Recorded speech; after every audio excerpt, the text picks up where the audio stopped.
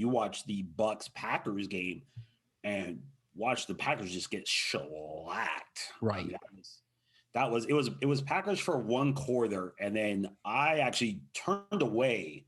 I left to run to the store, came back at halftime. I'm like, what happened? And I watched the Right. rest. I mean, you watch the Packers look. I mean, that was a presumptive kind of at that point, a top tier team. They looked really good. Rodgers was talked about as an MVP. Wow, what a turnaround season.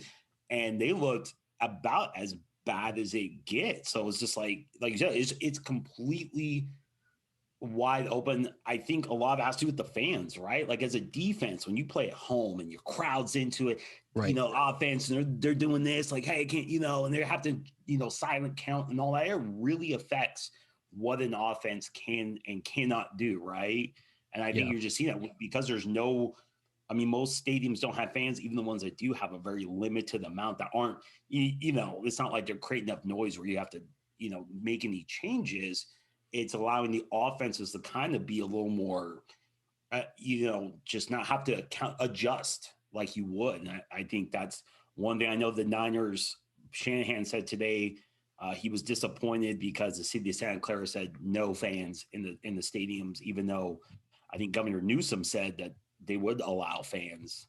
So Right. that, such a big, Kind of it's a big sucks. thing. Yeah. And you see, I think the home away record, I think it's basically even at this point through the season. I mean, I think it's home teams are like +2. I mean, it's very close.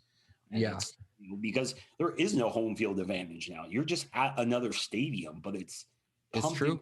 noise.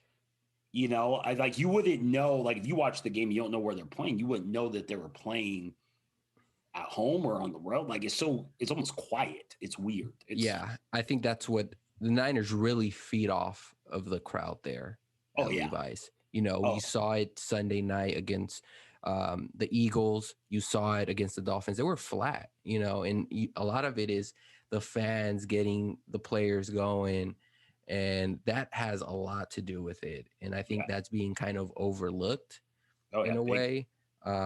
But yeah, it's taken a huge hit, and the Saints aren't the same. Oh, they look oh. they look like a pretty average team without that fan base, right? It's so weird. And like you said, there's teams that really like, especially Niners, you saw it last year, right? Like you watched Levi's on TV and, I went to the Niners Vikings game and that was such an electric environment. Like it gave me goosebumps. Like, just, it was all red and it was the fan and it was just like, and, the team really feeds off it. And you can see why. Like last season, the fans really came out in full force and just really gave them that advantage. Like it just, really turned Levi's kind of, it reminded you of the candlestick days. Yeah. And in Levi's, they turned that into that last season where it really felt like a home field advantage. And this season, like you said, they're kind of flat because especially those day games, it's got to be the weirdest thing to go out there, 1:00 and there's nobody there. And you're just, Right. kind of playing. Like it's got to be the weirdest. At least at night, the lights are on, so you kind of can get maybe more into that mindset.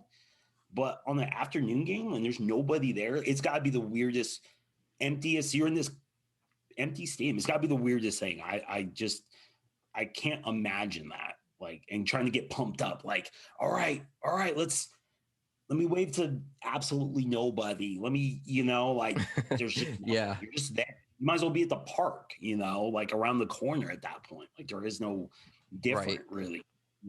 It's just, yeah. I hope we never have this again. Let's just say that.